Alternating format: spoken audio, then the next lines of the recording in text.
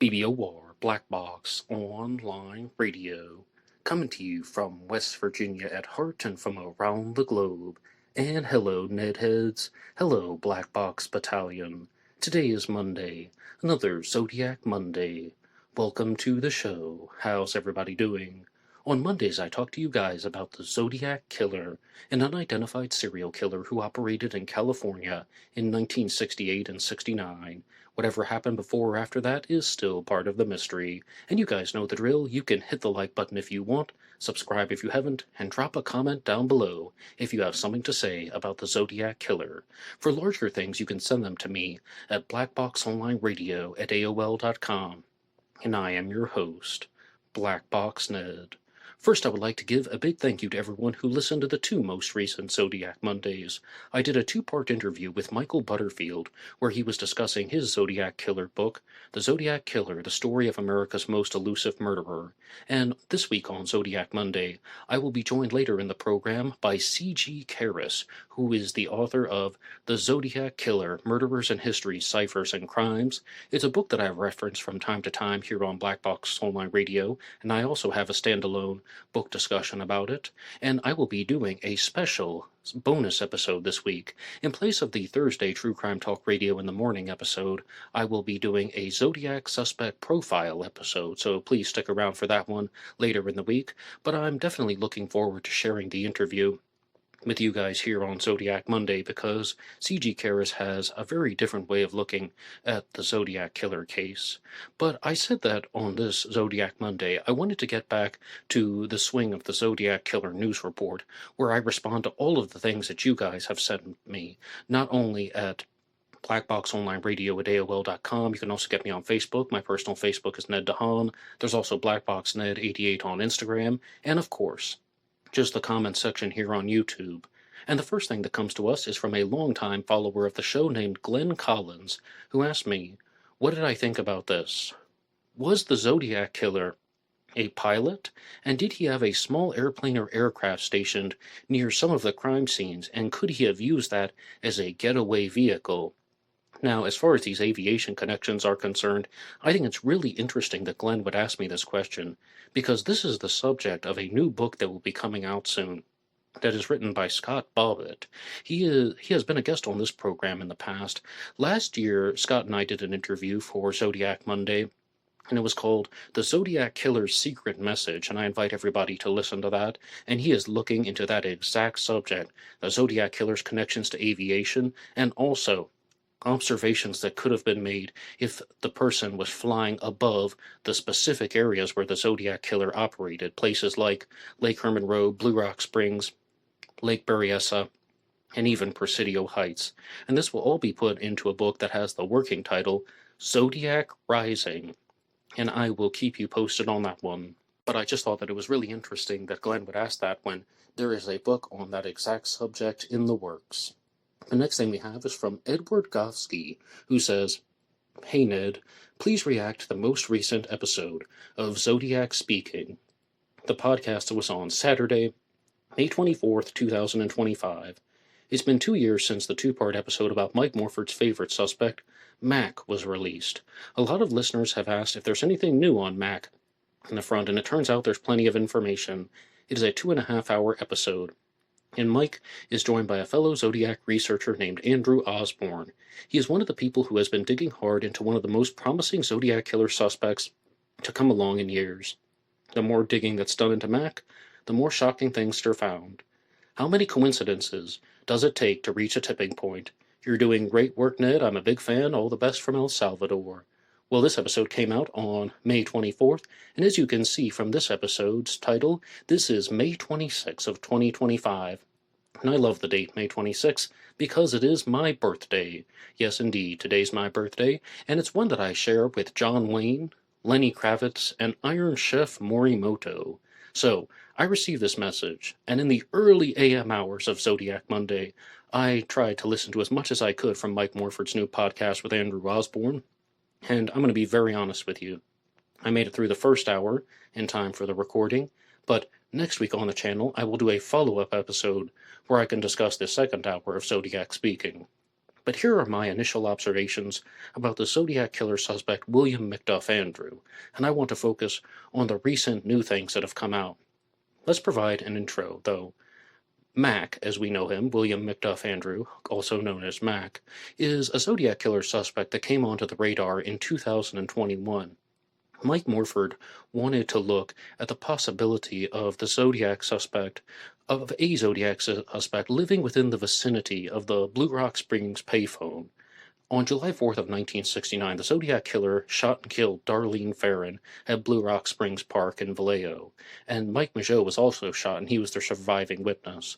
Darlene Ferrin was pronounced dead at 12:38 a.m. on July 5th of 1969, and a phone call came at 12:40 a.m. on July 5th as well. So that's 2 minutes after Darlene Ferrin died. I hope I said it right. 12:38 a.m. is when Darlene Ferrin is pronounced dead. 12:40 a.m. is when the call comes in. And this person says something to the effect of, if you go 1 mile east on the Columbus Parkway, you'll find 2 kids in a brown car that were shot with a 9mm Luger. I'm the one who did it, and I also killed those kids last year. And then he gives the famous goodbye as a way to end the call. And one thing Mike Morford wondered was, that's a rather substantial gap because Darlene Ferrin and Mike Mageau were shot at around midnight, sometime between 11:55 p.m. on July 4th and 12 a.m. on July 5th. Yet the phone call doesn't come until 40 minutes later. I mean, the phone call that comes to alert the police about Mike and Darlene being shot is at 12:10 a.m. And then, as I just told you, 28 minutes later, Darlene Ferrin is pronounced dead in the hospital. Then the Zodiac's call comes in. And some people think there's some type of connection about that somebody was signaled. I don't know how you could drop a signal to somebody to alert them that Darlene Ferrin had been pronounced dead. But how and what was the Zodiac doing during those 40 to 45 minutes? Well, Mike Mageau began to wonder, what if the Zodiac lived near the payphone in Vallejo, and he went home, changed his clothes, because he could have been covered in blood after shooting Darlene Ferrin and Mike Mageau, especially changing his shirt, washing his arms and face. Then he goes to make the phone call. So he looked at residents who lived around the payphone in Blue Rock Springs, and he landed on William McDuff Andrew, someone who matched the Zodiac Killer's description. That's the intro. Now, what are the new observations that have been made about McDuff? Well, a lot of the first hour of the podcast on Zodiac Speaking really wanted to focus on the Deer Lodge connection, because this is going on from July 4th of 1969 to September 27th of 1969, where the Zodiac Killer attacked Brian Hartnell and Cecilia Shepard at Lake Berryessa. He wore a hooded costume, and he held them up at gunpoint, and he was telling them this weird story about how he escaped from prison, and he escaped from a prison in Montana named Deer Lodge Prison, and he was on the run, and he needed their money because he wanted to get to Mexico. But McDuff did indeed have a connection to Deer Lodge Prison. He had a relative in Montana, as well as perhaps knowing about a real-life prison break that took place from Deer Lodge Prison. But one thing that was discussed on the Zodiac Speaking podcast was, and I believe it was Andrew Osborne who made these observations, is that McDuff's family would have also known all about that. And if McDuff were the Zodiac Killer, hypothetically speaking, and there was a surviving victim, Brian Hartnell at Lake Berryessa, then the Zodiac would think, okay, I cannot talk about this in the letters. He would want to just put as much distance from himself and Lake Berryessa as possible, and that is why the Zodiac didn't write a letter after the Lake Berryessa stabbing. The Zodiac had numerous opportunities to write a letter saying, "This is the Zodiac speaking. I'm the murderer of the 2 people at Lake Berryessa." He could have done that, but he didn't, because he wanted to separate himself from these types of activities. And one thing, though, that they were perhaps not giving enough credit for is that the Zodiac Killer might have taken credit for Lake Berryessa in a letter, because after the Zodiac murders Paul Stein, he could have taken credit for it in the Stein letter when he says, "I am the murderer of the taxi driver and the kids in the North Bay area." And some people think that that's a reference to Lake Berryessa, and it could be that Macduff was very worried that his family would know about this type of Deer Lodge story that got out. That's something that could have been traced back to him. But let's move on from this point, and I can just ask you, what do you think about that? Did the Zodiac not write a letter after Lake Berryessa because he didn't want something to be traced back to him? He didn't want the story to be traced back to him. He thought that that story could reveal clues about his identity. But there's something else that I want to talk about that I think is more important. Now, it appears that Macduff was a student at Chico State University. If you go back to my first episode on him, you'll hear something to the effect of he went through 6 years of college. His primary university was Chico State, and maybe it was called Chico State College at the time, but Cal State Chico, something to that effect. He went to Chico State. But it also appears that he was not a very good student and was not doing very well. And one thing that was hypothesized by Andrew Osborne and Mike Morford was Macduff could have lied to his family about being enrolled in a master's program because they actually went through some records and they were unable to find him in the program that he was supposed to have been registered in at the time. Could he have been lying about that? Could he have been in a situation where he was experiencing a very large amount of failures, and this all just drove him to the culminating point where he decided to become a serial killer? Because one of the core elements of Macduff's, I guess, suspect profile is that he was unable to form relationships, unable to have romantic partners, and he was also unable to be a very strong social individual, partnered with the fact that he might have been struggling intensely with his academic career. And Macduff went on to work for the Department of Corrections, and they also provided some additional information in this podcast, and that was that he was a tower guard for the prison system, and that surprised a lot of people. They really didn't think that he would have gone into that profession. Could Macduff have had some type of very hard period of unemployment, as well as failing out of school, and then his frustrations just reached a boiling point, and he went on to become the Zodiac Killer? All right, this is one thing. Now, let's provide a little bit of counterbalance. Number one, I think that if I were to become a prison guard and work in the tower, a lot of people would be very surprised about that, but would I do that if it was an opportunity that was presented to me and I didn't have a better opportunity? Absolutely yes. Sometimes, when you're an adult, you will accept a job that you didn't think about when you were a kid, but you're like, hey, I need to make money, I need to do something, and this is an opportunity that's going to pay bills and allow me to sort my life out. All right, not my first choice, but I'm going with it. And I think absolutely every single person who is listening to this program will understand that. So, even if it's a surprising career choice, that doesn't necessarily mean there's anything wrong with it. And this stuff about the inability to maintain his academic career, that could be a genuine source of frustration. In fact, if those things are true, I think that would be a real source of frustration in his life. Doesn't necessarily mean that he was a serial killer, and this is all coming down to some forms of psychological profiling. But I'm definitely looking forward to looking at what else Andrew Osborne and Mike Morford can come up with for next week's Zodiac Monday, because in the first hour, it seemed like they were just getting started, and I look forward to continuing this discussion.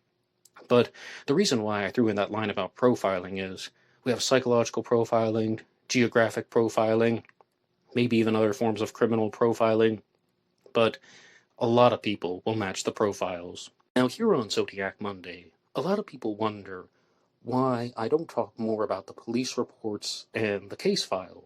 And I've talked about it a lot, actually. That's the biggest reason. I've already made those episodes. I've done lots of different discussions on the reports and the files.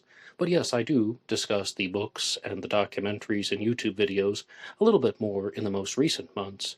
But there was actually something that was brought up by Adam Ivester, who runs the channel Real Zodiac Killer Revealed, and he was talking about the Donald Fouke sighting of the Zodiac Killer. And he pulled up a comment from me, actually, and it was that the Zodiac Killer was estimated to be 5 feet 10 inches tall by Donald Fouke, the man who saw the Zodiac walking away from the Stein murder. And Adam wanted to point out that That might be in the 1969 report, but when Donald Falk was interviewed in 1991 by George Boward, he stated that the Zodiac Killer was not 5 feet 10 inches tall. He said 6 feet tall and 6 feet tall or taller, over 6 feet tall, and that he might have been over 200 pounds. This is very important because Adam Ivester has a Zodiac Killer suspect named John Parr Cox, and he is somebody who is 6 feet 4 inches tall and 245 pounds. And of course, the thing that I've brought up so many times, as well as other people who have looked at Adam's investigation, point out that the Zodiac sightings are of somebody who was 5 feet 8 inches tall, 5 feet 10 inches tall, and then 6 feet tall at Lake Berryessa, not 6 foot 4. But what Adam wanted to point out is, and let me just say this in a different way actually, because I want this to be as fair as possible. I want to try and do this in a different way because there's something called a straw man argument, where you're attacking something that someone doesn't actually believe. But instead of straw manning someone, you can also do the steel man. And the steel man is when you try to articulate what someone else genuinely thinks.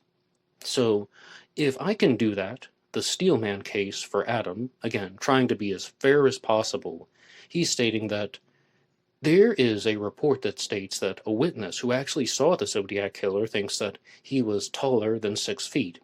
There's also a quotation from Brian Hartnell that he told the ranger, which was relayed in the ranger's interview, that he said 6 foot or better at Lake Berryessa. So everybody's saying that John Parr Cox should be eliminated because there are 2 witness sightings of a 5'8" Zodiac Killer, and those 2 come from Mike Mageau, the surviving witness at Blue Rock Springs, and the Robbins kids who saw the Zodiac after the Stein murder, and the details from the composite sketch came from the Robbins kids.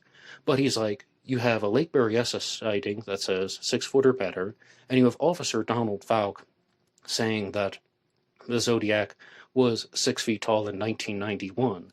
So there also are witness sightings of a Zodiac who was much taller than 5'8", who was taller than 6 feet. If there are 2 in favor of, there are 2 against. And also, why would Donald Falk say that the Zodiac was 5'10" if he didn't actually see somebody whom he thought was 5'10"? And Adam points out that the Zodiac was observed by Donald Falk on October 11th of 1969. The Falk memo doesn't come until November of 1969. And I have it right in front of me now. November 12th, 1969. So that's like 31 days later. So why would Donald Falk say something like that? And the explanation that was provided by Adam was he was even citing a study that says if one person has a differing opinion than the other people, they might change what they say to go along with the crowd. And specifically, if it's an older person who's around younger people, and the older person might change their opinion to go along with the crowd, even though it's not what they genuinely believe. And he believes that, Adam states that within this 31-day period, Officer Falk was aware of the other sightings of the Zodiac, and he may have altered his testimony to try and make everything fit, so he wouldn't stand out. Now, I think that that's what Adam's trying to say, but again, I just want to read through the reports directly. I want you guys to see everything, and let's respond to them. The first one is from Officer Falk on October 11th of 1969, but the intra-departmental memo is dated on November 12th of 69. I respectfully wish to report the following. Actually, I'm just going to jump to the witness description. The suspect that was observed by Officer Falk was a white male, 35 to 45 years old, 5 feet 10 inches tall, 180 to 200 pounds, heavy build, barrel-chested, medium complexion, light-colored hair, possibly graying in the rear, crew cut, and wearing glasses. Okay? And one great thing that was able to be found by somebody who shared this on Reddit was Officer Falk was featured in the 1989 Crime of the Century documentary, and these are the production notes that were shared. When Officer Falk is seen on screen in the Crime of the Century documentary, he states this exact information that you just heard. 5 feet 10 inches tall, 180 pounds. But in the production notes, he said something very different. He says that the suspect that he saw was a white male, 6 foot to 6'2", 200 pounds, crew cut, blonde hair, receding hairline, dirty blue jacket, engineering boots. So now, all of a sudden, the Zodiac Killer is taller. But the report that Adam was talking about was the Vallejo Police Department report that was dated September 1991, when Officer Falk was interviewed by George Beauward, and he's listed as Officer Falks here, which is also the way that Robert Graysmith referred to him as. And he says that they were looking for a black male heading in his direction.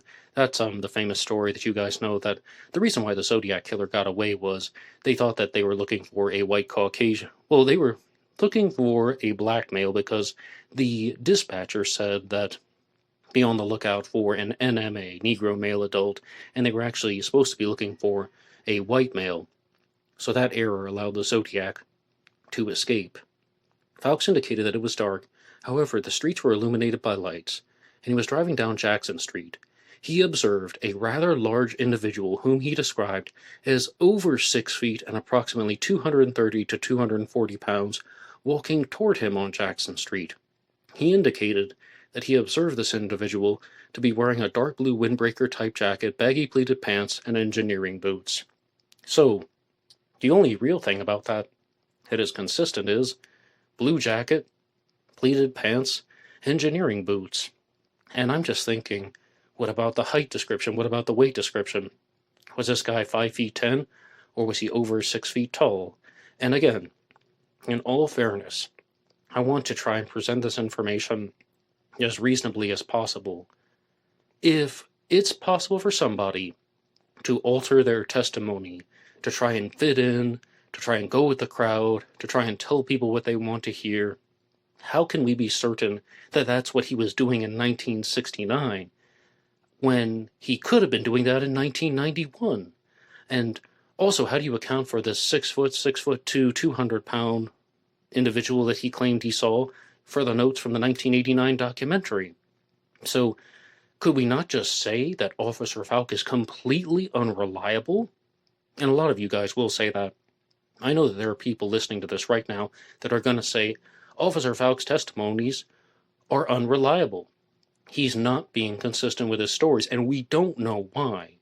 But that is definitely something that is happening. You guys have seen all the evidence right here. I mean, this isn't even evidence. This is proof. He is not being consistent with these descriptions.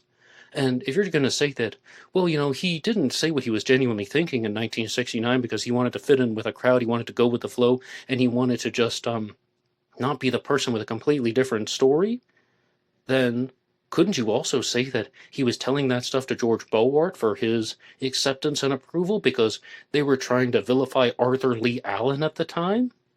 I mean, he's just telling him what he wants to hear?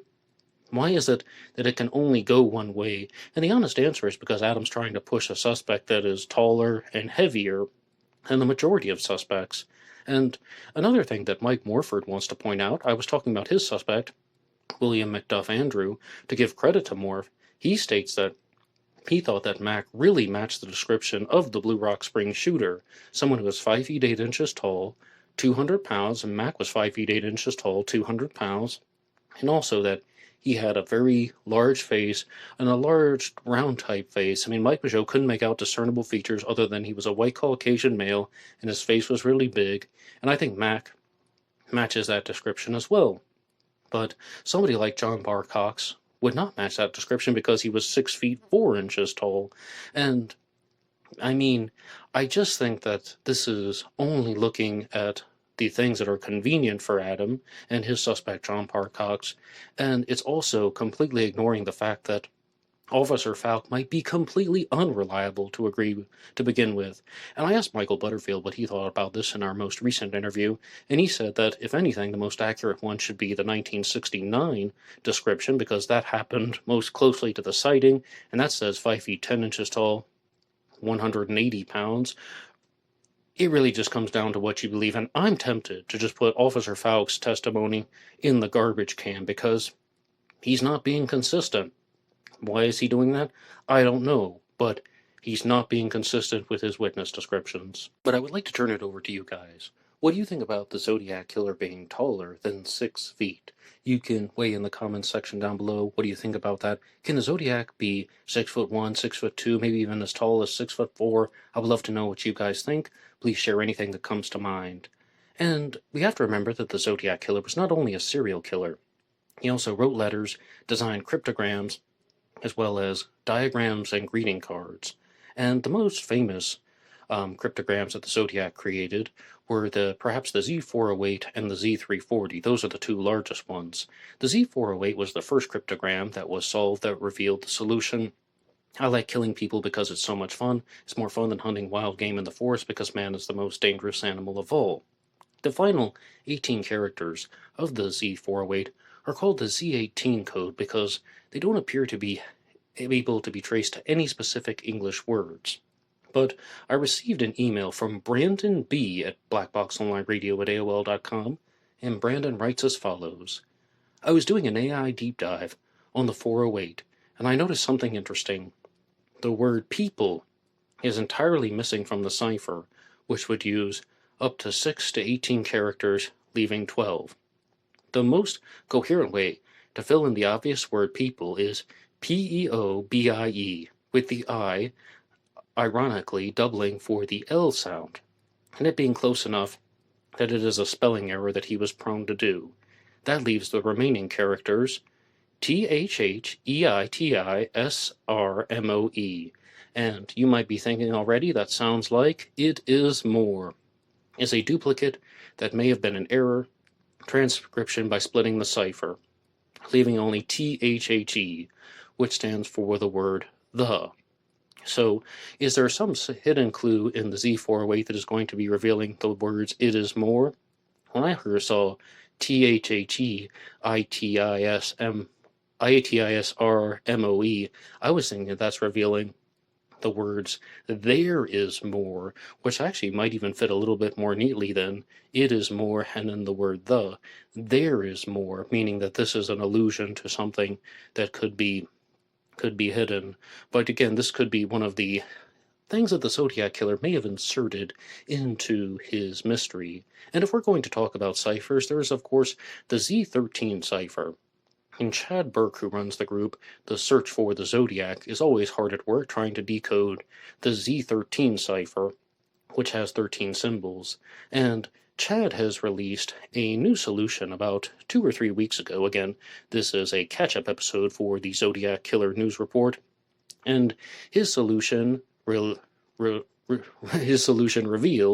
AE, Dyke Gike, AZ. And, of course, this is going to be referring to the Zodiac Killer suspect Richard Gaikowski. This is done by taking combinations of the Z408 and the Z340 and using symbols that are found in those two ciphers to be transplanted in place to solve the Z13. I think it's a really interesting method, but we have the triangle representing the delta sign, or the letter D. D-A-I-K-G-Y-K-E. Richard Gaikowski is one of the most famous Zodiac Killer suspects out there, but you guys might be noticing something. He was known to go by Dick Gike.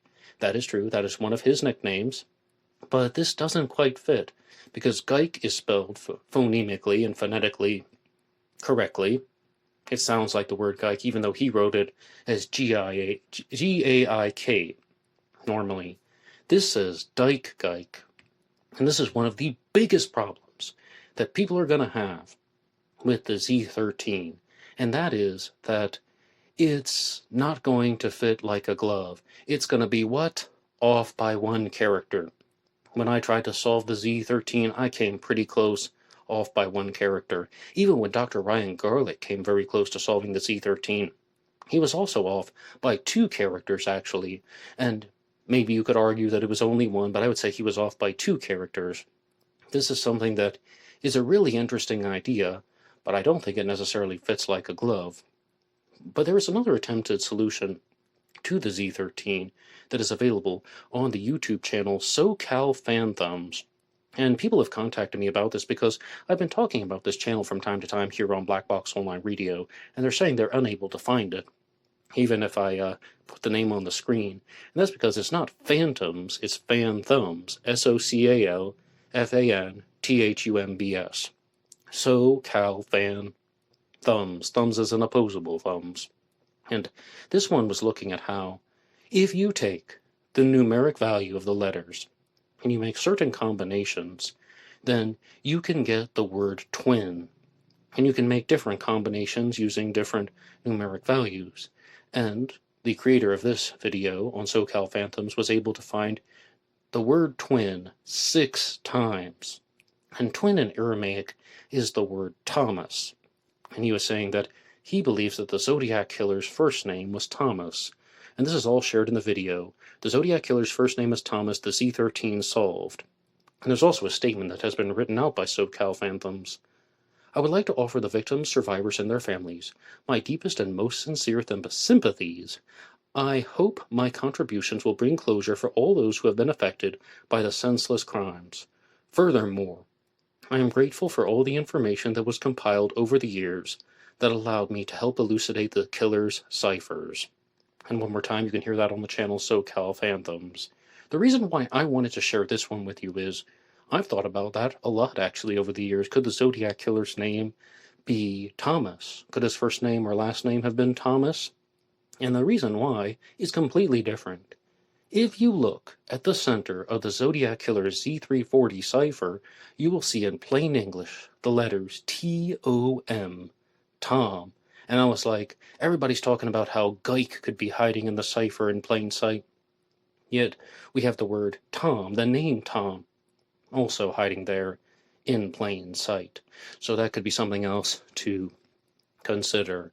And you guys can let me know what you think about this one, but mostly, I just invite you to watch the SoCal Phantoms videos that are available here on YouTube. They have a different type of mathematical and numerological perspective. But the next thing I have for you on the Zodiac Killer News Report relates to something else that I think Mike Morford would actually be a fan of. And this is one thing that I do that's similar to the Versus series. In 2022, I started something called the Versus series, where I would compare two criminals and look at their activities. And it's almost like a psychological breakdown. And the one that I would like to do right now is to compare the Zodiac Killer to the serial killer Bernard Giles. Because over the weekend, I was watching a lot of the True Crime Central interviews, which you can hear on YouTube for free. And one serial killer they interviewed was named Bernard Giles. And he is one that had some very similar behaviors to that of the Zodiac Killer. Mike Morford has also talked a lot about this in the Golden State Killer mystery, and he has a book and podcast out about the Golden State Killer. I've also interviewed him for it here on Black Box Online Radio, which I invite you to listen to. It's called The Case of the Golden State Killer. And with the Golden State Killer, they found that there were certain stressors in his life that drove him to kill again in 1981 and 86, and that was the birth of his children. And with somebody like William McDuff Andrew, there could have been major stressors in his life that drove him to kill, like failing out of college, then getting the job with the Department of Corrections in 1971, put an end to the Zodiac's murders, and letters, mind you, not until 1974 when he got married, and then he just put an end to the Zodiac Killer persona with the Exorcist letter. But also, with Bernard Giles, 1 month after his daughter was born, he couldn't take it anymore. He went out on a hunt for people. He was really hunting people for sport. And he didn't care who he was going to find. He said hitchhikers, people parked in cars in secluded areas even. And he ultimately ended up murdering only women. He murdered 5 female victims. And that just happened the way it happened. But they began to notice that he was experiencing an enormous amount of frustration to the point where there were just very intense clusters of activity. He started his crime spree in September, and it ended in December when he was captured, and he even discarded the body of one of the victims about 100 meters from his home, and it just seemed like it was very, very close by. And it was almost as if he wanted to get caught. And this is something that is a variant of societal suicide. I talk about it all the time, where somebody is trying to put an end to their life in society. They don't want to kill themselves, but they are just going to try and be incarcerated for the rest of their lives. He didn't want to be a father. He didn't want to be a family man. It was driving him, well, insane, for lack of a better term. So he ended up committing murder as a way to getting out of it. He didn't just, pick up and leave or something like that. He chose to take his frustrations out on society. And on True Crime Central, they said he wanted to have as much fun as he could before he got caught.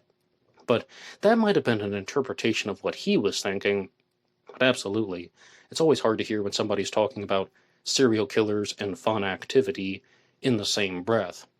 So I definitely could see that. But I could see the Zodiac Killer doing some very similar things. The Zodiac commits a murder in 1968. Then there's a cooling off period. He tries again in 69.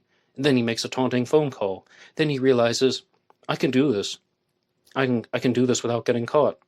And then he wants to push the boundaries, creates a persona, creates a name, writing letters, writing ciphers, creates a costume, stabs the victims, leaves behind a message, a calling card at the crime scene, showing that he can get away with this. But the thing about the Bernard Giles story that really connected with me was when he was talking about how he wanted to get caught. And the Zodiac murdered Paul Stein in Presidio Heights. And just hear this out. This is a possible scenario. Just something that came to mind.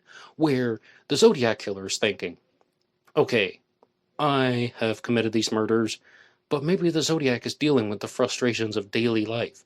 Maybe the Zodiac entered into a mindset where I'm going to commit murder, and I'm going to see if I can get captured by the police. They can come and get me. I've already done so many things. I'm going to murder a taxi driver from Presidio Heights, and I'm just going to walk away. And the Zodiac walks past two police officers.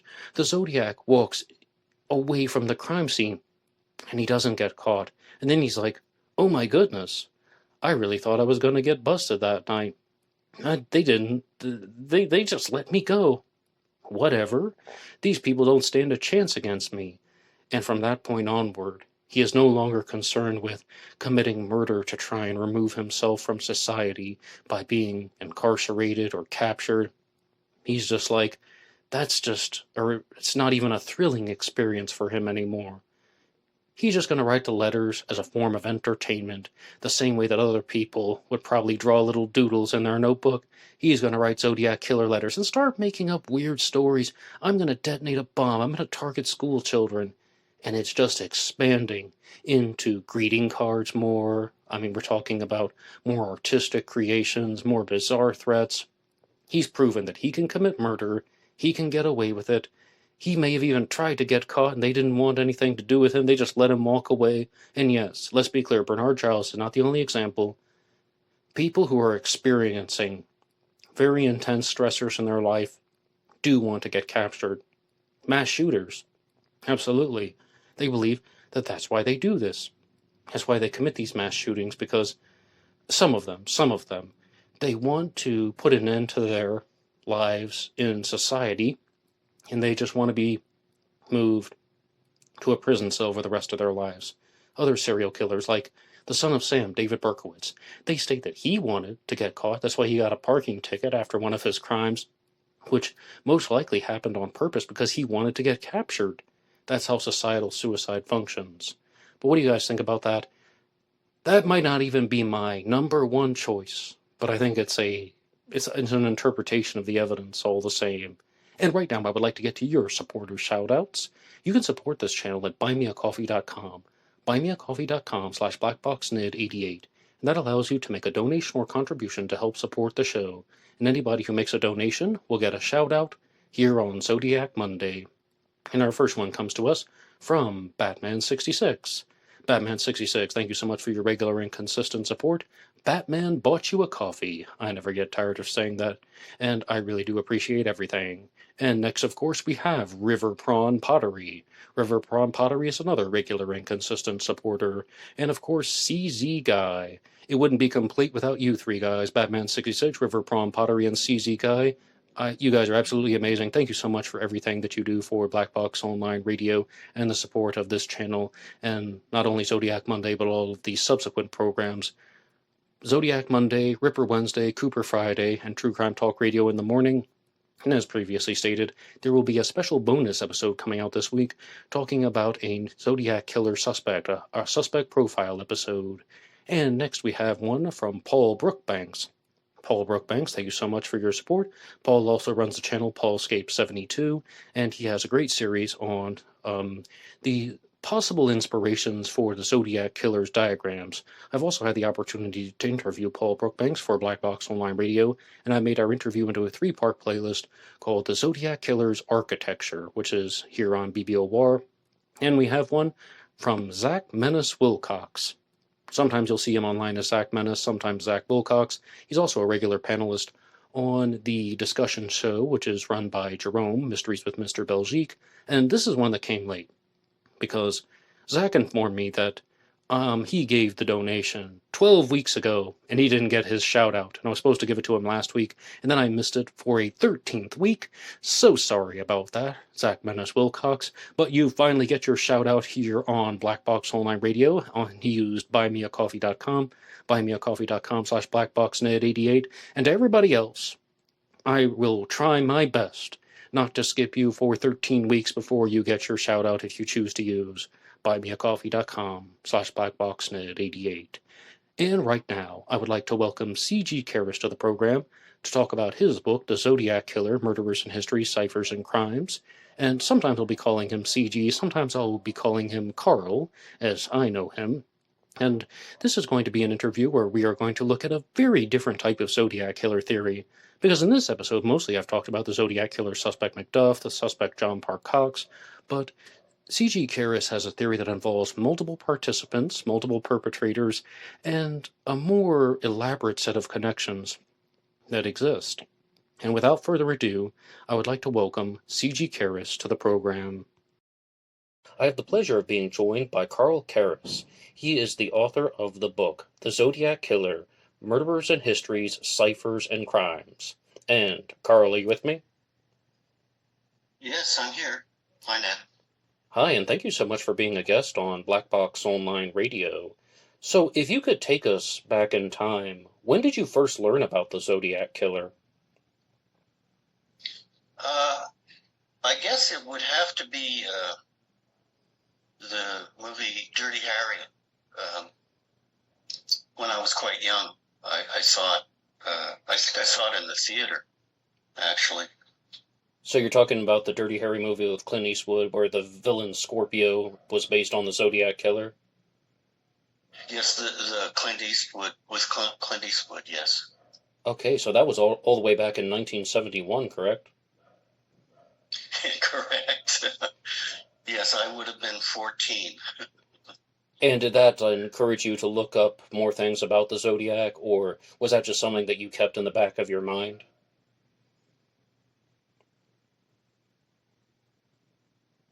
Yeah, I didn't really start looking again until I guess it was around 2016, 2017, I stumbled onto Zodiac Ciphers website. And I fell down the rabbit hole at that point, thanks to Richard Grinnell, I think.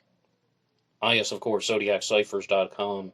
You know, I had a very similar experience because I saw things about the Zodiac on the television when I was a kid, but I didn't immediately start researching the case, even as a teenager. It wasn't until many years later because I just always remembered the name Zodiac, and I think that it stands out, and perhaps that's one of the reasons why the killer chose the name. But you've written this book here on the Zodiac, Murders in Histories, Ciphers and Crimes, and I would like to ask you very directly, have you identified the Zodiac Killer or Zodiac Killers plural? Well, I can't say 100%. I'd say maybe 80%. And it evolved over 7 years. So very recently, I came to the conclusion that it was Hugh Penn who was leading the group and who did the ciphers. and then a fellow named Caradanis, George Achilles Caradanis, who was the main guy, and he had a fellow Greek-American friend named Xenophon Anthony as a sort of sidekick, I guess, and then they were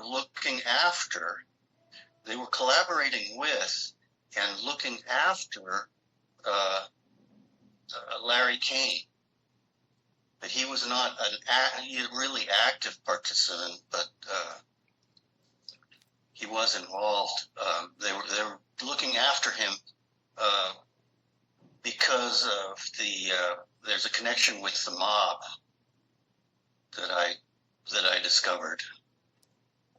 And to be very clear for the They audience, were asking him. oh, I'm so sorry. I thought you were finished. Excuse me, but No, that's all right. Kane was a mob guy. He would escort women, properties of the mob. You know, they owned casinos and nightclubs, and the singers and actors were really kind of their property. So he was like an escort. And to be clear for the audience, you're saying that there were 4 participants that were responsible for the crimes of the Zodiac Killer, and you just said Hugh Penn, Xenophon Anthony, Larry Kane, and George Caradanis. Did I pronounce his name correctly? Yes. Now, as far as I know. Yes, of course. As far as I know.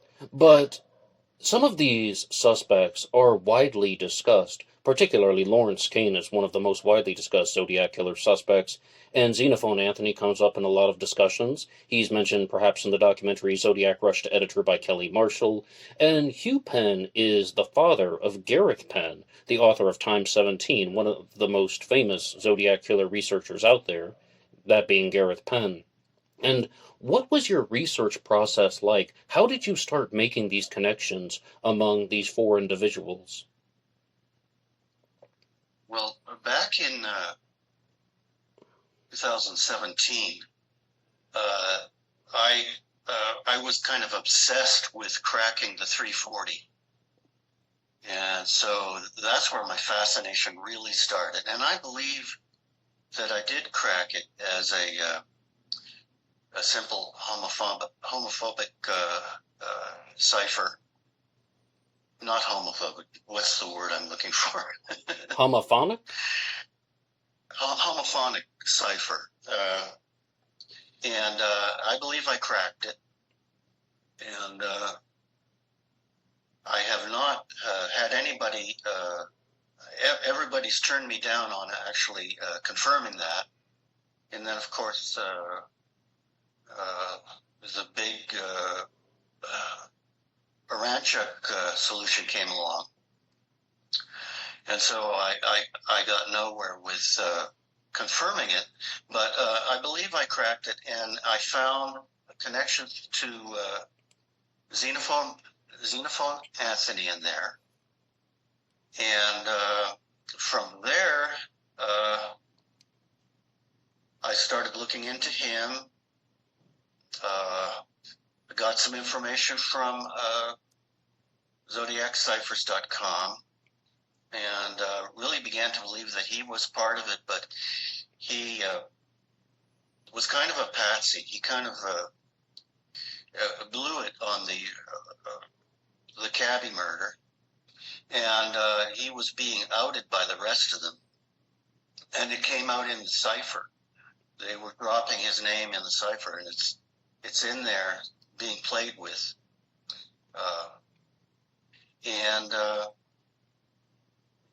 Well,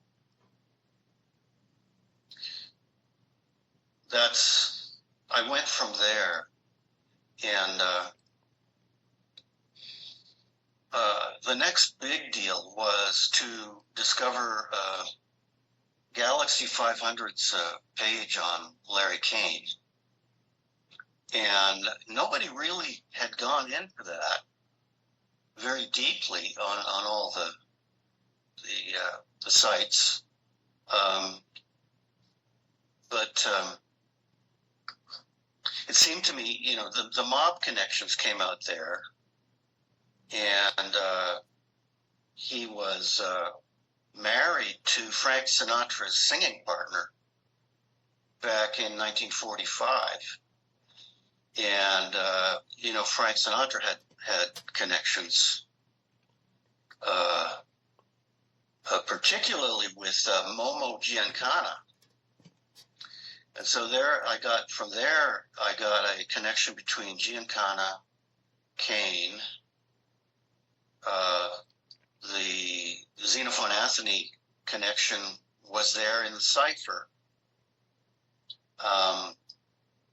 And then suddenly, 3 or 4 years later, I saw a connection to George Caradanis, and possibly his wife, Elsie, who was from Arkansas. And so then the connection with Momo Giancana, was there with Caradanis as well, because Caradanis was a developer with a firm called K&M, and that's right in the middle of the Z13. K&M, K plus M.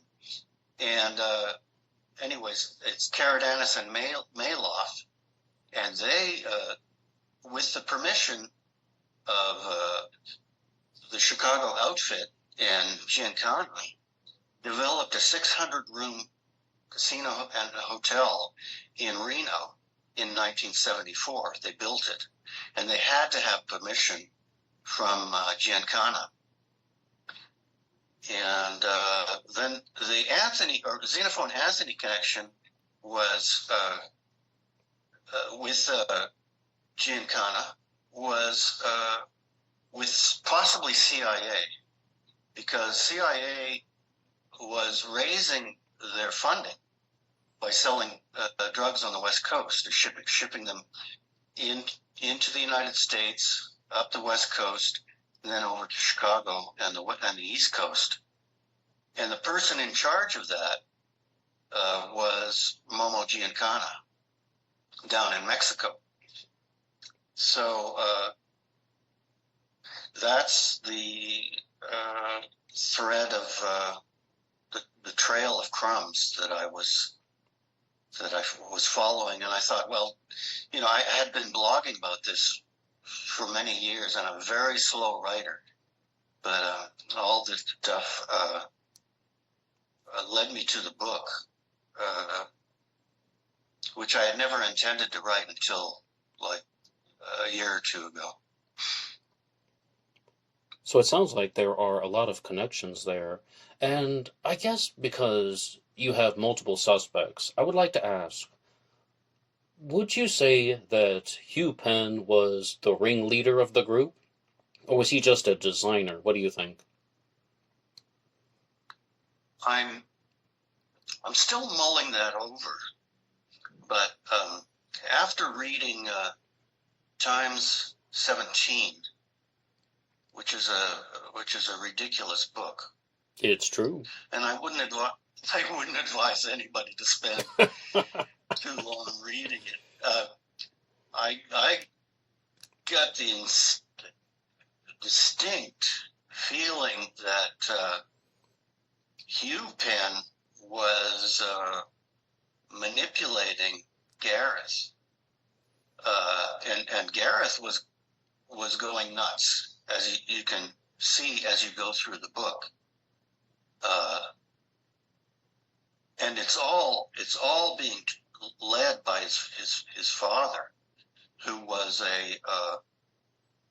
a World War II cryptologist, a military cryptologist. So he was at the highest level of cryptology.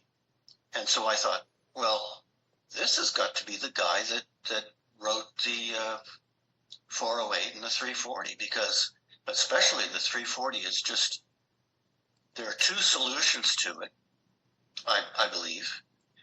Oranchak's solution is brilliant, and his group. There's no doubt about that. And I cracked possibly the easier one, which doesn't have as much content. So that's where I stand on Hugh Penn. I think he was leading the group because he was also working as a profiler with the California government, and he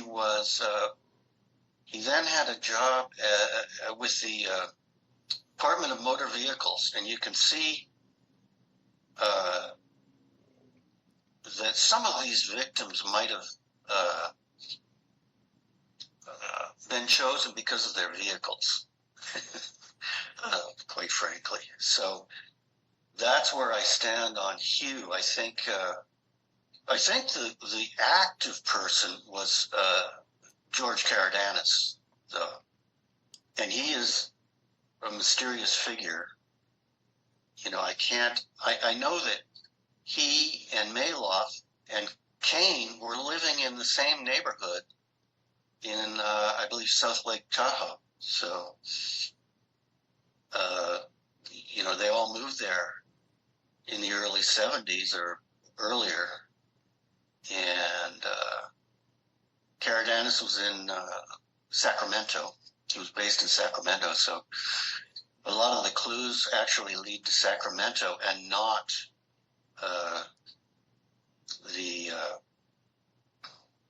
the Bay Area as much. Now, you are not the first person to accuse Hugh Penn of being the Zodiac Killer or doing something Zodiac related. There's also a book out there called Zodiac Killer Solved by Ray Grant, where Hugh Penn is a participant in the theory, and his theory also has 4 Zodiac suspects: Hugh Penn, Gareth Penn, whom we've just mentioned, Michael O'Hare, and Michael O'Hare's mother, Berta Margulies. They're frequently referred to as the 4 Zodiacs in that book, and you've actually written a very, very detailed book review of Ray Grant's Zodiac Killer Solved, which I've looked at in the past on Zodiac Monday. So I would just like to ask, how influential was Ray Grant on the composition and of your own observations and of your hypothesis and or theory? Well, these long-time Zodiophiles, the big guys and gals, you know, they've been at it a lot longer than me, and you know, I've kind of shied away from a lot of the other websites because I just, you know, it took me a long time to get my research up, you know, to a certain level where I could write a book. But Ray Grant was definitely an influence. Because of all of them, he was really thinking outside the box, and in particular with the first honeymoon, Lover's Lane killing. He you know, that's where his group theory comes in. And I thought, well, gee, that you know, there's something really interesting in that. As far as his group of 4, see, I am a retired architect. I was a New York City architect. I practiced for 35 years in New York and Texas. And at one point in my life, I was bothered by somebody stalking my wife and myself up in New York. So as far as, you know, I looked very deeply into Michael, what's his last name? O'Hare. Michael O'Hare, and I have a lot of sympathy for how treated by Ray Grant. But on the other hand, I really don't blame Ray that much, because there is a connection that was established by, I guess, the Pans, and it was that they knew the longitudinal coordinates of where O'Hare was, and they made a lot of interesting connections with or about O'Hare, and what he was doing, working with developing properties around Lake Tahoe, and his moves back and forth across the country, and I discovered a very curious link to the 340. There is a building at MIT where it's a laboratory research center, and I think it's called Green Tower, but you can lay the 340, and I guess this is the architect in me coming out, but it has two identical sides. It's by a famous architect named I.M. Pei, and Michael O'Hare wrote an article about it, which Ray Grant was aware of, and I believe the Pans. And you can lay the 340. My solution, which is a stretched out, you cut it in half, and you've got the two sides, and you've got a long length of text. You can lay out my solution right over the facade of that building, and it's got you can lay out one side on and then the other side on the identical rear facade. And that was very, very curious. So there is something there with Michael O'Hare, and it could possibly be that there was some CIA research going on in that building. They did some really odd research on people like LSD research, and on people like Whitey Bulger, and some of it may have taken place in that building, and that may be the only reason why Michael O'Hare got involved. There was an incident at O'Hare Airport in the early 60s where Giancana was confronted by the FBI, and he was harassed so much by 1965-66 he had to leave the country and go to Mexico. And so that's the only other O'Hare connection I found, but that tower is very important somehow in the story. And then, of course, Ray Grant goes on to talk about the disappearance in 1980-81 of the architecture student. I forget her name right now. Joan Webster. Yes. And she was the daughter of a CIA, her parents were both in the CIA. And I might have even run into her. I had just moved to New York City at the time that she was she was studying, what was it? I guess it's Harvard. And she may have been in New York to catch lectures there.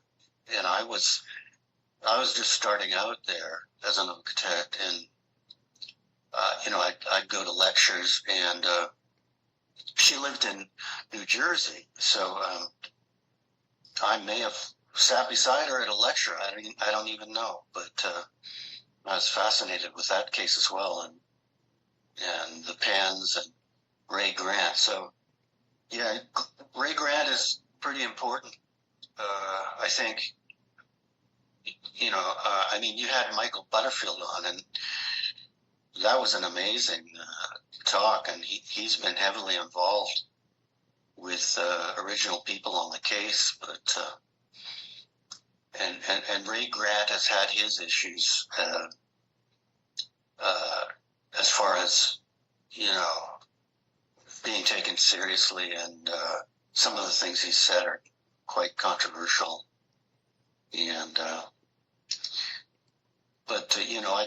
I think everybody is important that's been involved in this for a long time. Well, yes, and certainly, and on Black Box Online Radio, I really want people to present their theories and their findings, and this is an opportunity for people to share what they think about the Zodiac Killer mystery, and it's an unsolved case. And I've always said that if you disagree with someone's observations, well, then just disagree with them and explain why you disagree with them and provide the reasons why you disagree with them. And everybody can do that in the comments section. You can also hit the like button and subscribe, it really helps out the channel. And other than that, though, I really just want the discussions to be open and free flowing. But I would like to ask you very directly, for the audience of Black Box Online Radio, do you believe the Zodiac Killer was responsible for the 1981 murder of Joan Webster?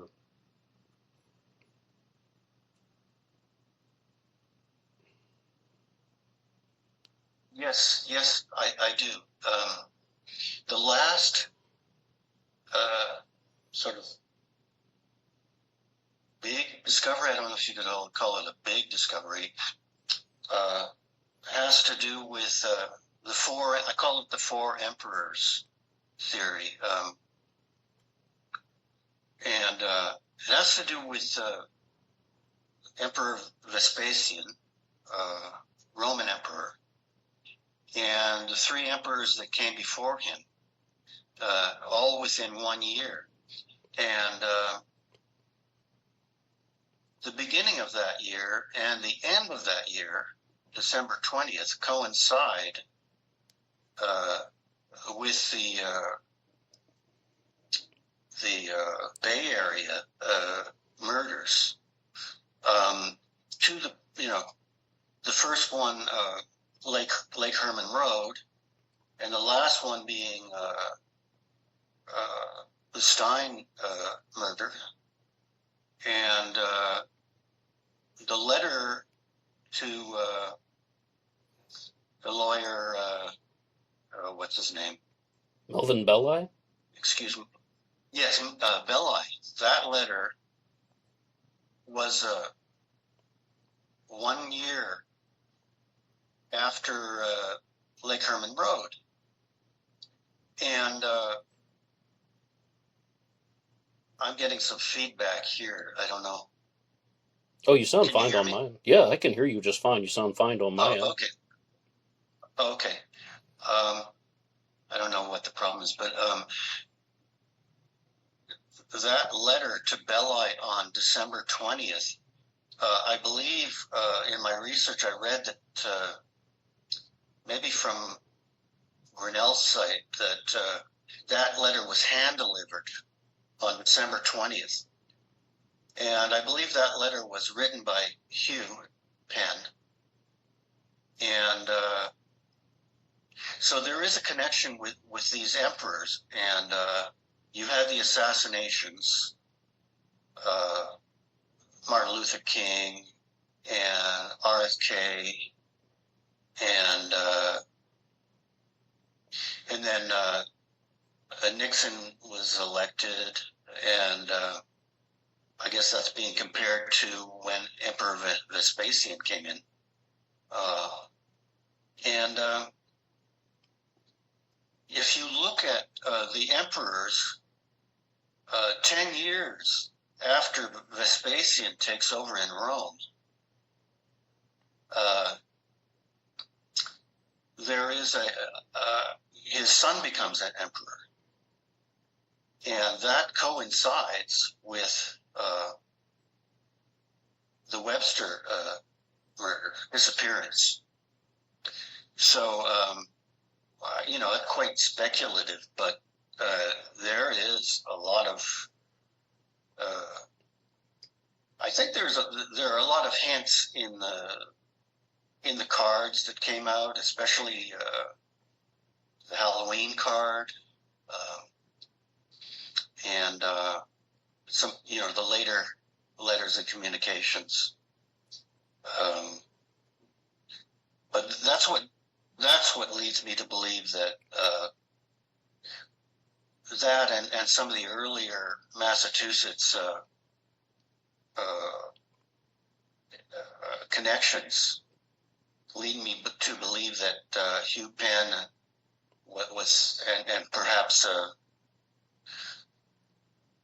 whoever he was dealing with in the CIA were still after some CIA people. I believe Hugh Penn was kind of a loose cannon.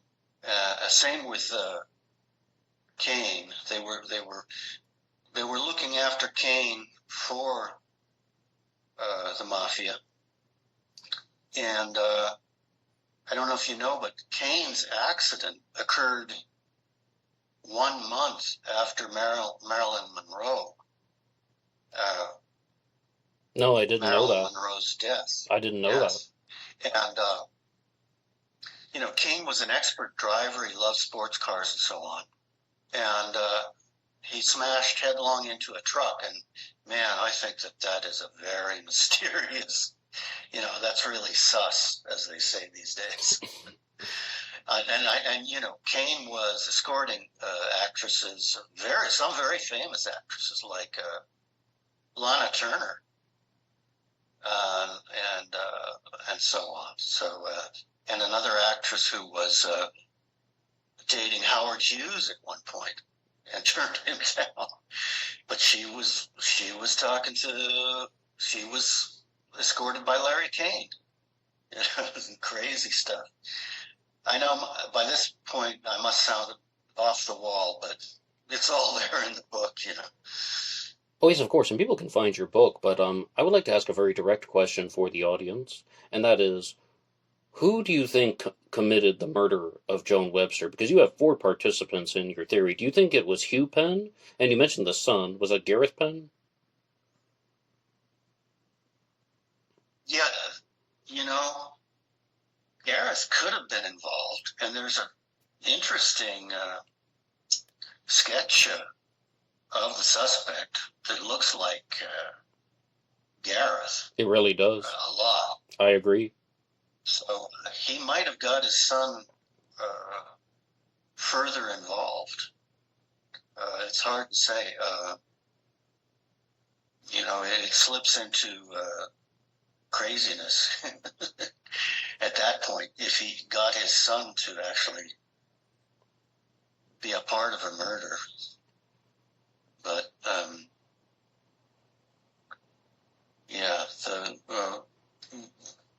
but Grant's other suspects, there might have been some connections between Hugh Penn and is it Margulies, the artist? Yeah, Bertram Margulies. Yeah, because Hugh Penn's wife was a pretty well-known writer. She wrote for the New Yorker at one point. So, these were some pretty high-profile people before and around the war, World War II. So it's possible, but I don't believe Margulies was involved. It's hard to be a well-known artist and then get involved with stuff like that. I don't know. I could be wrong. I could be wrong. I think I've opened up another rabbit hole here with my book, but no, I understand completely. I tell you, going back to Ray Grant's book, I really, the Blue Rock Springs is the one thing that Ray Grant and also a guest on your show. We paint houses, or what's his name? Oh, His name, Jeremy? Jeremy Berthium, yes, author of the book So I See You Don't Yes. Paint Houses. Paint houses. Yeah. They really raise a lot of interesting questions about Blue Rock Springs. And I think to really spread my theory around even more, I think that Tom Voigt's suspect did that one, was responsible for that murder, and took credit for it on the telephone. And that's why the letter writing began, because the my guys had to prove to Giancana that they did the Lake Herman Road murder to keep a drug route open, and that was the main drug route to the East Coast at the time for whatever was coming in,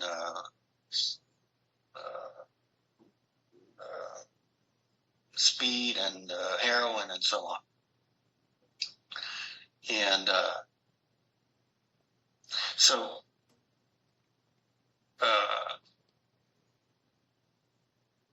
it does explain a lot about why these letters just started appearing, and why they were trying so hard to credit themselves for the murders that went on from there, and Lake Herman Road especially. But there's also something about Lake Herman Road that Ray Grant opened up for me idea-wise, and it's kind of controversial, but I think it's a big part of this. You asked who do I think is responsible, mainly, and I think, and I know a lot of people won't like this, but I think there were 3 people at least there at Lake Herman, or perhaps the body was moved. That can't be really confirmed, but I believe that the girl, her arms were held by 2 men, and then she was shot 5 times in the back in a circle. So that's 3 guys. It had to be 3 guys. I do not believe that he had the Zodiac, if he was an individual, had a flashlight attached to a gun and shot a running target, 5 times in a circle in the back. There's no way. I didn't, I'm not an expert on guns or target shooting or anything. I've never owned a gun, but that's my opinion on that, and I think that's what really solidified my multi perpetrator take on all this. So why don't we organize some things for the audience? Who do you believe was the trigger man or the present individuals at Lake Herman Road? I think Caradanis was the trigger man. Okay. And go ahead. Xenophon and Kane possibly held probably both victims in their positions. Okay, so those 3 guys are at Lake Herman Road.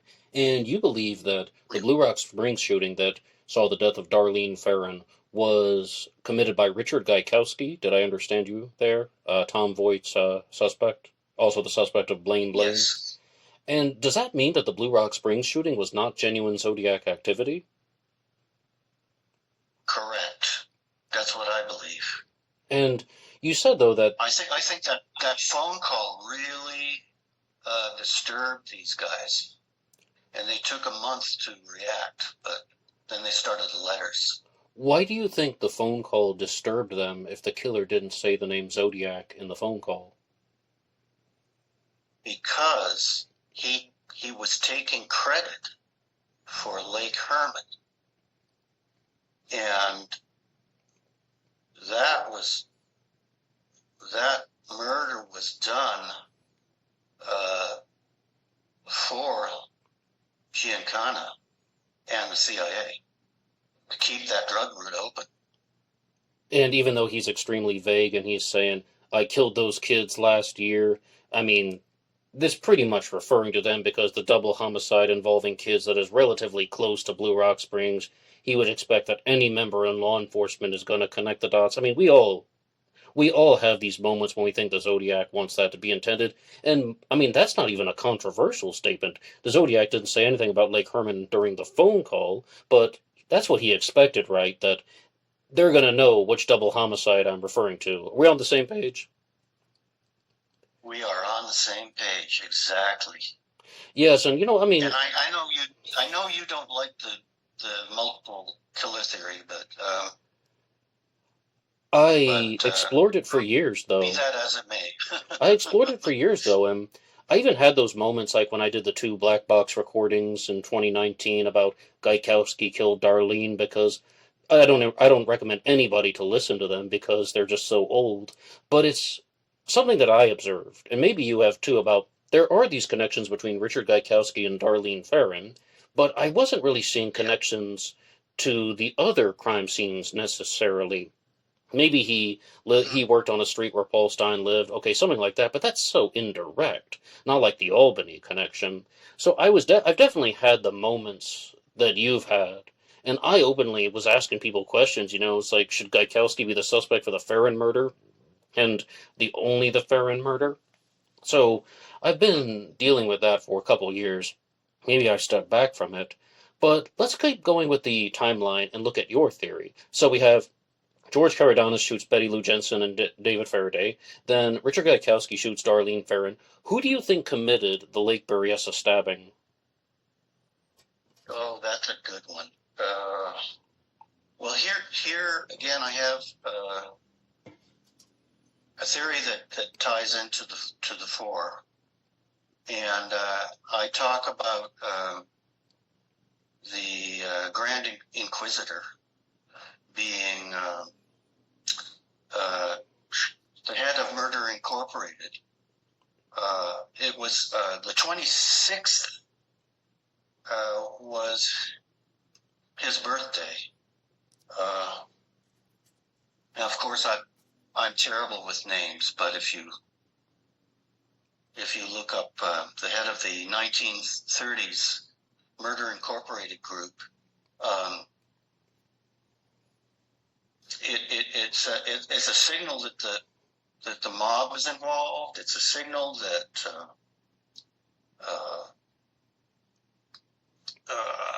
Kane was involved. It's the hooded thing and the Grand Inquisitor thing, and Anastasia, that's his name. He was the head of the Murder Inc. group in New York, and the assassins were the best assassins in that group were Jewish. So that kind of pulls in the Kane connection, because he grew up in Brooklyn, around Brooklyn and New York, but he was familiar with those people and may have even known them.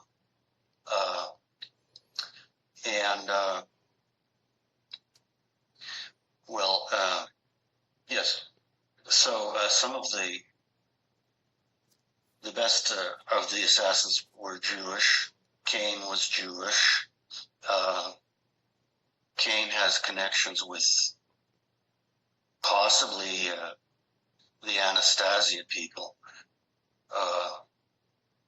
But the fact that there's the hood, and it's on, I think it's one day after Anastasia's birthday, and he was called the Grand Inquisitor.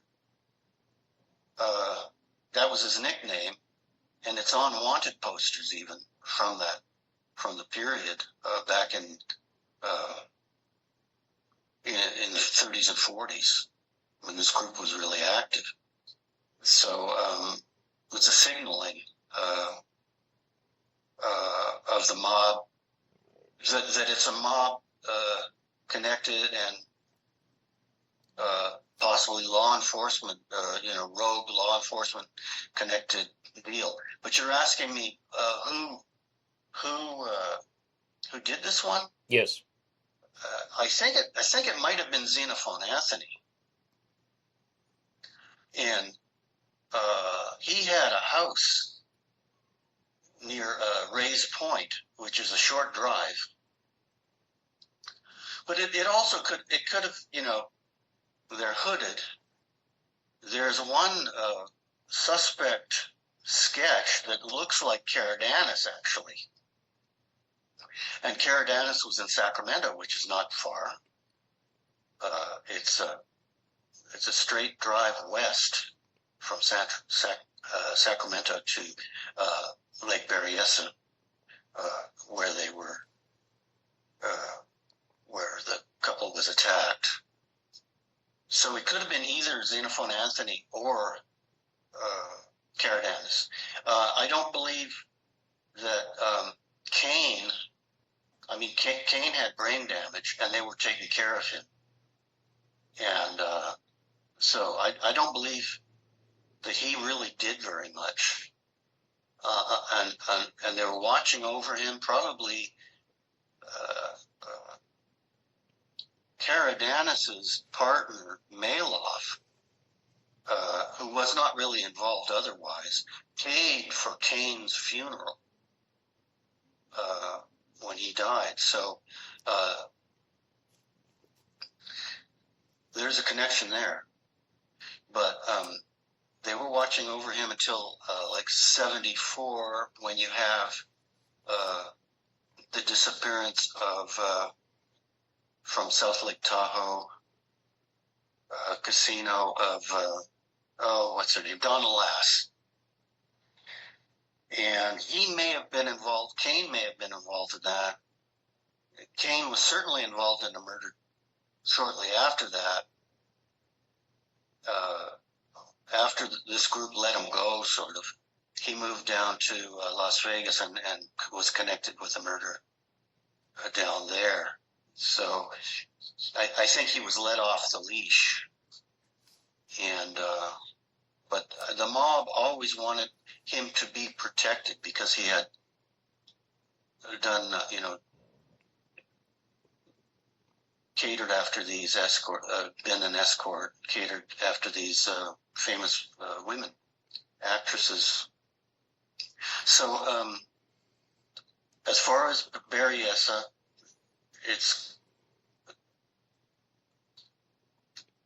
I guess it's between Anthony and Caradanis. Caradanis is mentioned more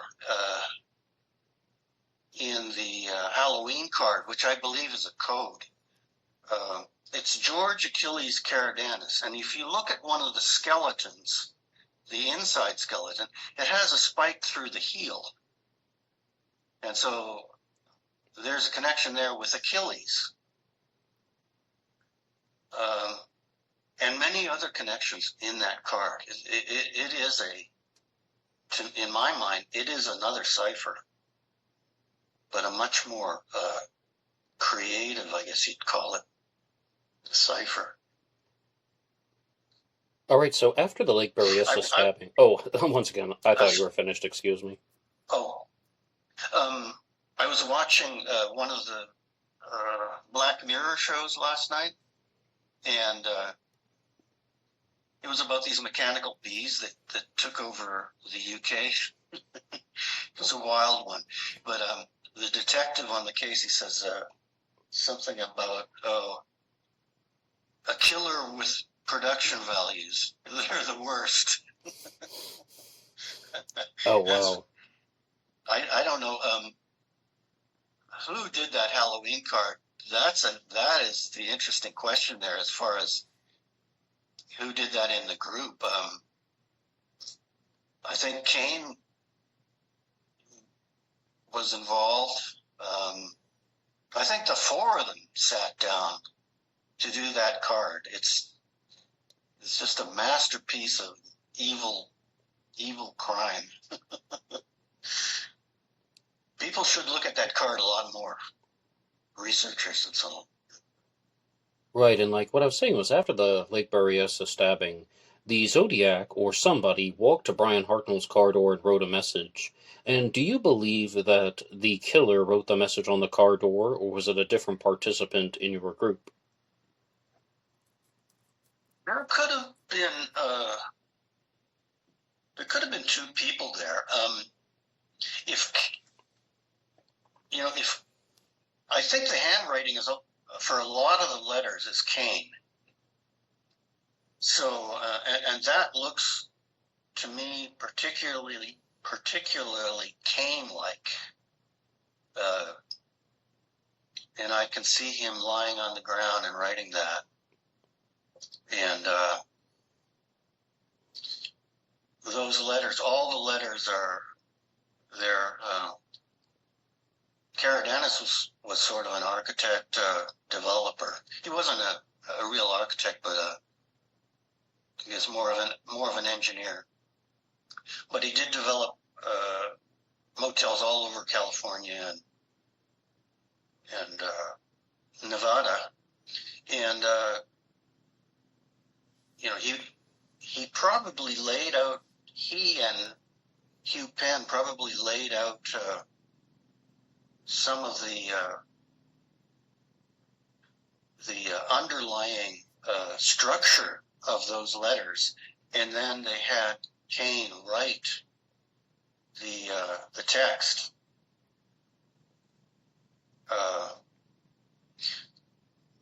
So that's where I stand on that. All right, then, I know your answer to this next question, and I think almost everybody listening this far into the program will also know your answer to this question, but who do you believe committed the murder of Paul Stein?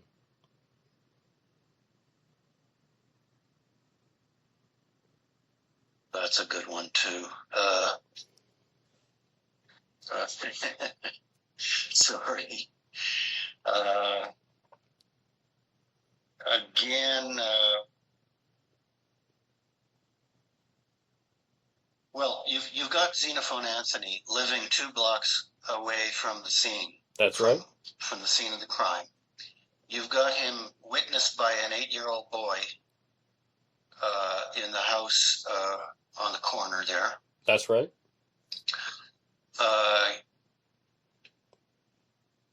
You've got the terrible sketch of the suspect, which is more like Xenophon Anthony than anything. I believe it was Karadennis who shot Stein, and at the first stop, and then the cab was driven another block. Karadennis got out at the first stop and ran off, probably to Xenophon's house. And it was Anthony that was cleaning up the cab. Anthony, who was being witnessed by the boy, and Anthony, who was slowly walking up the street, turning the corner, and then being seen by the 2 police officers driving. Falk and the other. And it was Anthony who just slipped back on the Presidio side of things, the big park, and walked into the back of his own house. So the shooter was probably Karadanis. Yeah, so there were two people in the cab. Now, I want to make sure that I understood you correctly. You believe that there were two people in the cab. Karadanis shot Paul Stein, but he exits the cab, and that leaves Xenophone Anthony alone with Paul Stein, and then Xenophone Anthony was the one who was walking around, witnessed by the Robbins kids, appearing to have wiped down the cab, and it's Xenophone that walks down the street past Officers Falcon's Elms, and he's the one that turned the corner. Did I understand everything? Exactly. That's why the 8-year-old witness saw a person whom he identified by name as Xenophone Anthony. And is this true that Xenophone Anthony is the only suspect to have been named at the crime scene, or one of the widely discussed Zodiac suspects that has actually been placed at the crime scene right after the murder took place? I think that's true, but then I've got to state for the record that the FBI came and took his fingerprints, interviewed him, and so on, and they cleared him. But you know that CIA, FBI were in cahoots with some of this, the stuff that you find in the book Chaos, which was a big influence on me too. That they would possibly hide Anthony's connection. But then in my 340 solution, Penn is outing Xenophon, and it looks like they were angry at him for screwing up, for really taking his time around the cab and almost getting caught, and so I think he was cut out of the group after that. Is that what you meant when you were saying that they put Xenophone Anthony's name into the 340 cipher? He's cut out of the group, so then they're just throwing all the blame on him. And I'm tempted to use the term fall guy, but that seems like it seems like an appropriate term, but also a little bit inappropriate. But that's more or less what you've tried to share with us, right? Yeah, I think Anthony was CIA. And over time, he and Karadanis had to be friends. I haven't established the connection, but both of them were from, they were Turkish Greeks, and I believe, about the same age, and I'm sure they must have run into each other at some event. I will find it someday. But I think what establishes Xenophon's connection to all this is that after the 1966 killing of what's her name? Sherry Jo Bates. I'm bad with names at my age. It's just. Yes, Sherry Jo Bates in Riverside, right? Sherry Jo Bates, of course. Now, Xenophon, who's been living in L.A. for 10 years, he married a rich woman. He didn't have to work. And he's listed as being an import-export, which is a classic sign of somebody who's CIA or even FBI. And he moves from LA to his house near the Stein murder 1 month after Sherry Jo Bates' murder. After being in LA for 10 years. And yeah, it's. Now, I think he might have even had connections with Kane. But, yeah. Is Xenophone Anthony your top suspect for the murder of Sherry Jo Bates?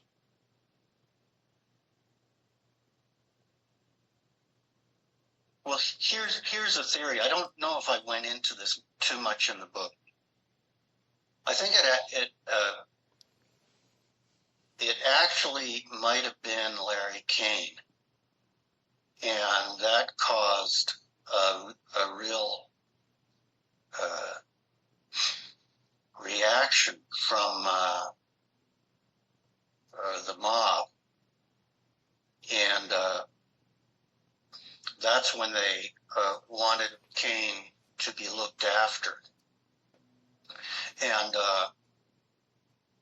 I think, now I have not proved this, but Caradanis was doing work all over California with K&M, and he may have been working on those houses.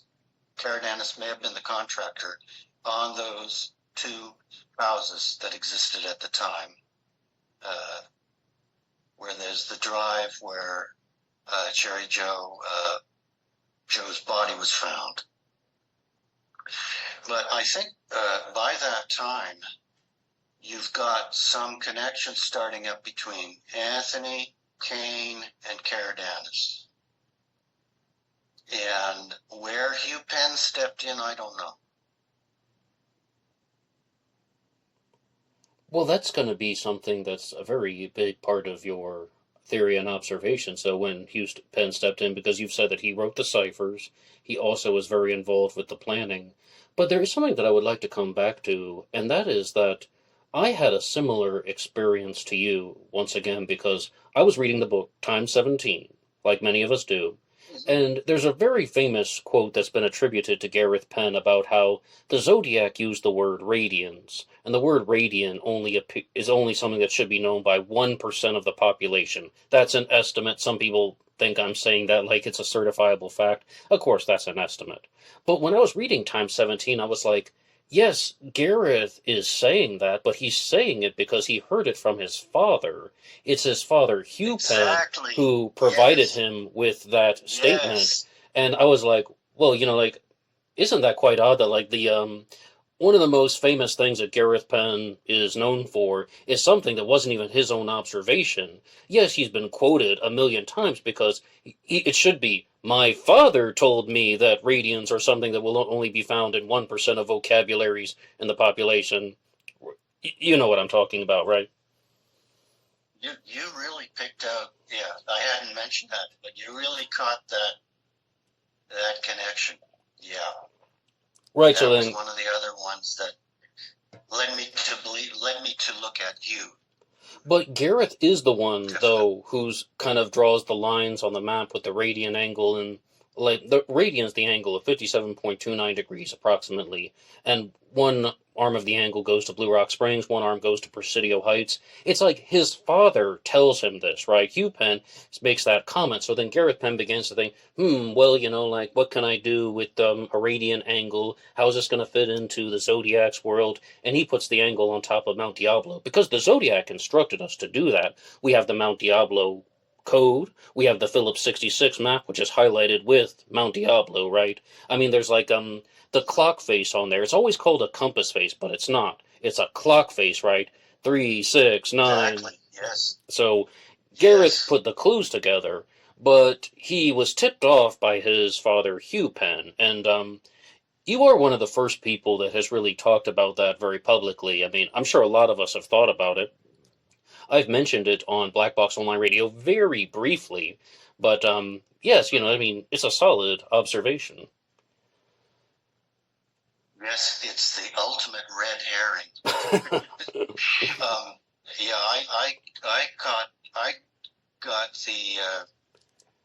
I got another location there. You can read about it. Going towards Sacramento. But I do appreciate what Druser and Grinnell point out. I mean, that's pretty sharp, but Do you mean with the I don't Z32? really think that they got the Z32 right. You're talking about their solution to the Z32 cipher with 32 symbols that says estimate 4 or 5 inches along the radians. Did I get it right? I mean, I haven't looked at that one in a while. Yes, exactly. I think you got it exactly right. Or estimate 4 radians and 5 inches. When I did it, and Richard published it on his website, but then he's kind of ignored me ever since. But I got the address for Xenophon Anthony, and that's why I think that they were trying to out Xenophon. And it fits perfectly. Jackson Avenue, something or other. Yeah. Yes, You can find it on yes, I've seen that one before, and I've included that in my arrangements of Black Box Online Radio images, where it's the first line is the address, right, Jackson Street, and then the second line is Xenophon Anthony, and you were tipped off because the X is what starts the second line of the Z32. Like, the first letter in the second line is X, right? Your memory is better than mine. I can't even remember. Okay, well. This is back in 2017, so. Well, yes, I've read it a little bit more recently, but there was a website out there that was dedicated to the Z32 cipher, and the person who had spent about 100 hours working on it determined that the X, though, was an X, and that's exactly what it was meant to be, that is not a substitution one. But Carl, I would like to ask you about the Z13, because I've seen your comments on Black Box Online Radio, and because this is coming out on Zodiac Monday, we also follow the Zodiac news here. And there was a recent video that was posted by David Oranchak when he was talking about a possible solution to the Z13. That comes to us from Dr. Ryan Garlick that says, Dr. Ida Torpedo, do you believe that that's the correct solution? It's fascinating, but it is.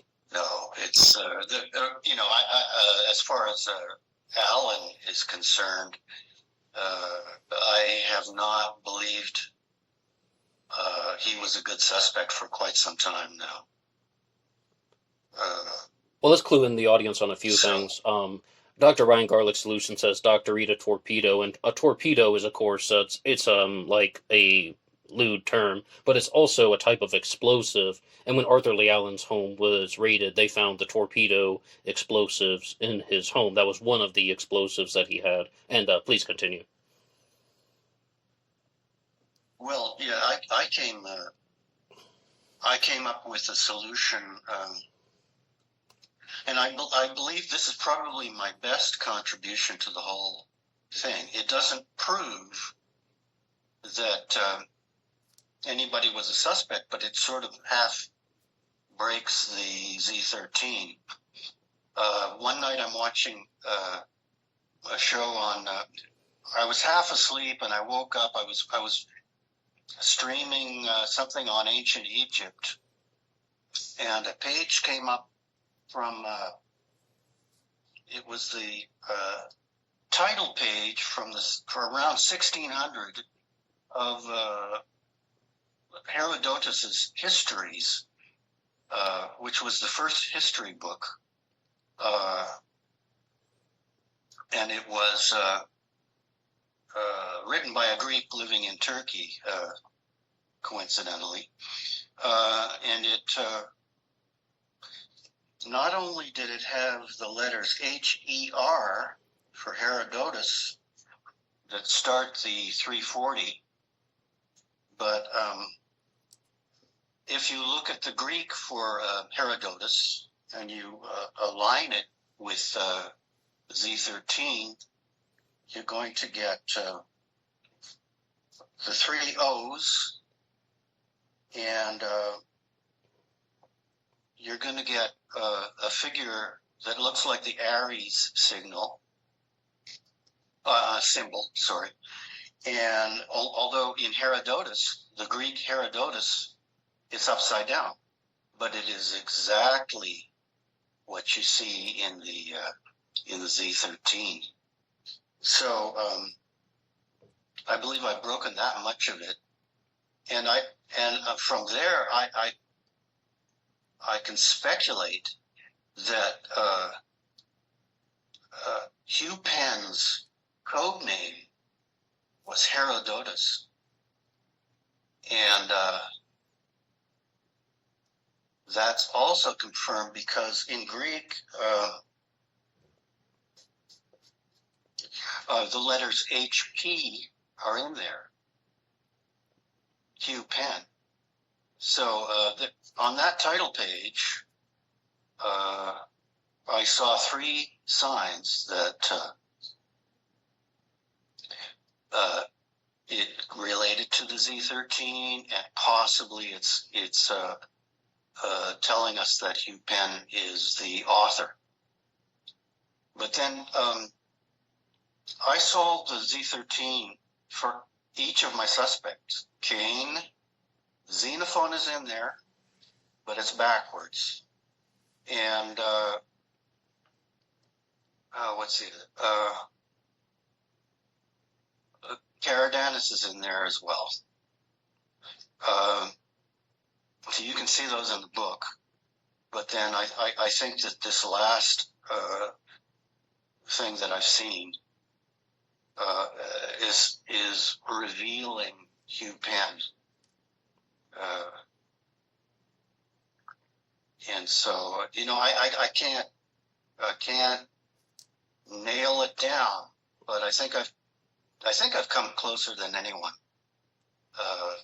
so far. But it might be just my ego talking, which it does sometimes. Well, we also have, inclinations to favor our own solutions. Of course, I've had those experiences, and really it comes from a conversation that I had with Michael Cole, author of the Zodiac Revisited trilogy, when he was like, okay, I have a possible solution to the ciphers, and of course I think mine is the best, because I'm the one who came up with it. So yes, I think about that when I try to solve the ciphers too. And I guess, though, there are some other things that I would like to ask you about, though, because you talk about Xenophon Anthony as a Zodiac Killer suspect, and there are lots of other people out there who think that he was the Zodiac. One of them is Kelly Marshall. She is responsible for the previously mentioned documentary Zodiac Rush to Editor. Have you had any interactions with her? No, I don't even know about that film, Kelly Marshall. Oh, yes, what was her YouTube channel called? Just a Sleuth, I think is the name of her channel. She has several videos on Xenophon Anthony. And, she's left comments on BBOWAR, and I was like, you can get in touch with me at blackboxonlineradio at AOL.com. Anybody can write the show there. And I didn't hear anything back. Maybe she didn't have her response notifications on. But also, have you interacted with other people who think that Xenophon Anthony was the Zodiac Killer?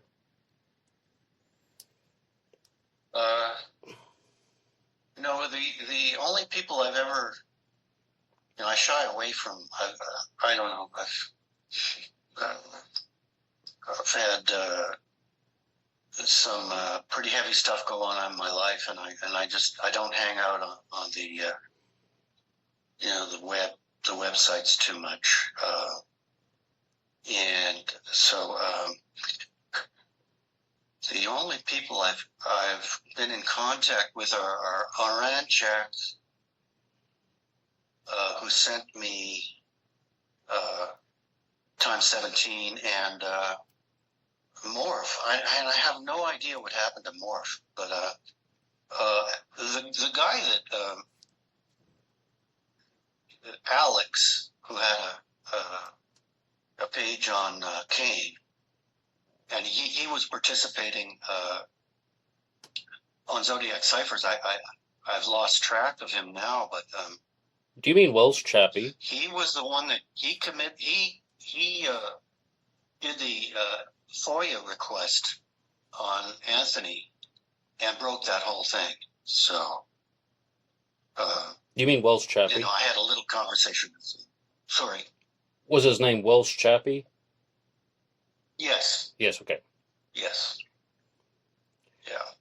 And I keep up with Galaxy 500. He follows my Zodiac KMac WordPress blog. But we've never talked about Xenophon. Well, Galaxy 500 runs the page that covers Lawrence Kane, right? Right, yeah. And Galaxy 500 is a longtime friend of the show, so giving a shout out to you.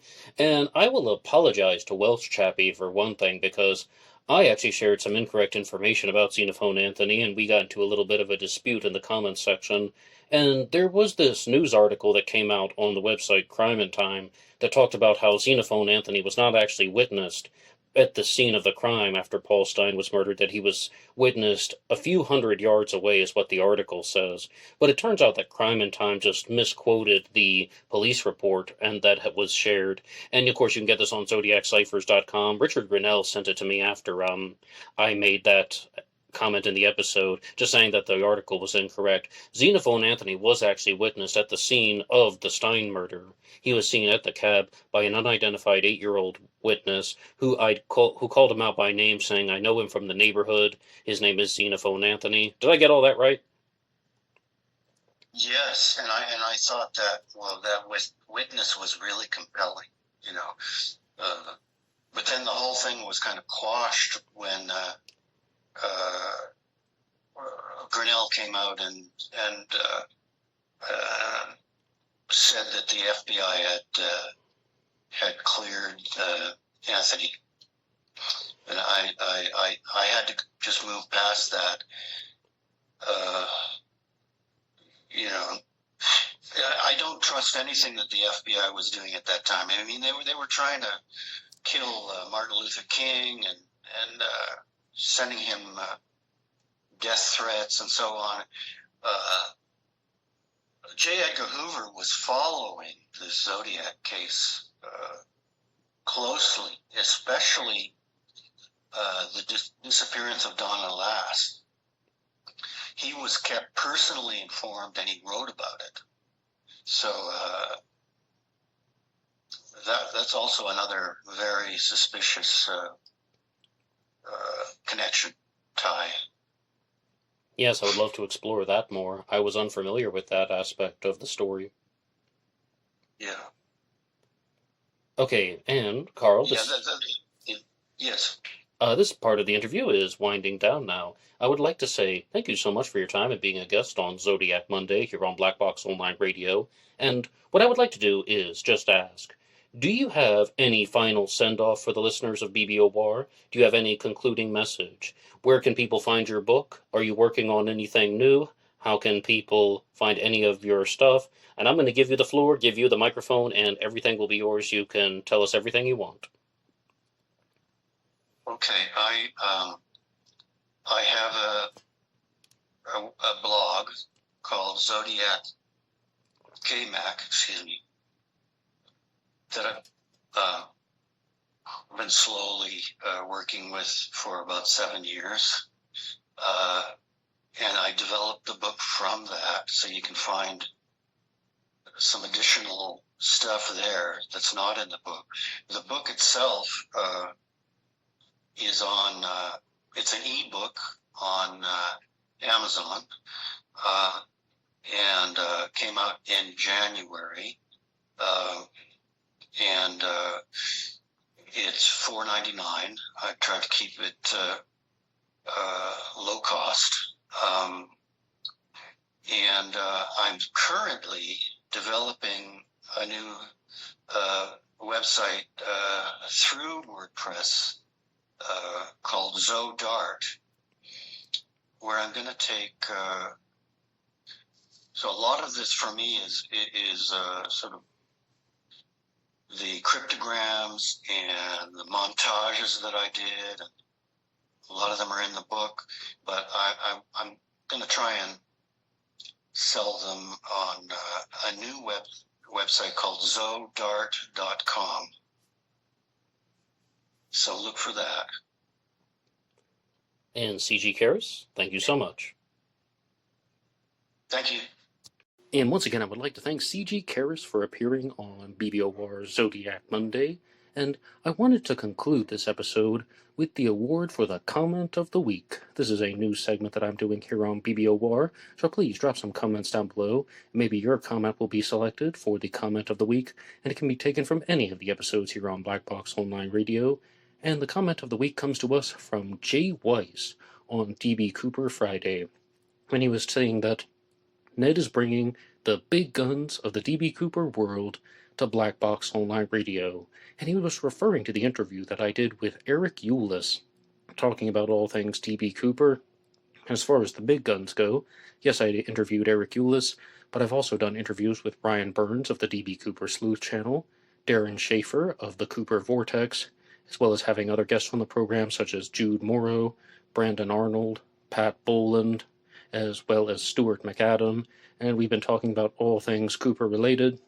So if you're curious about the DB Cooper mystery, I invite you to check out Cooper Friday here on Black Box Online Radio. That will be all for me now. Goodbye.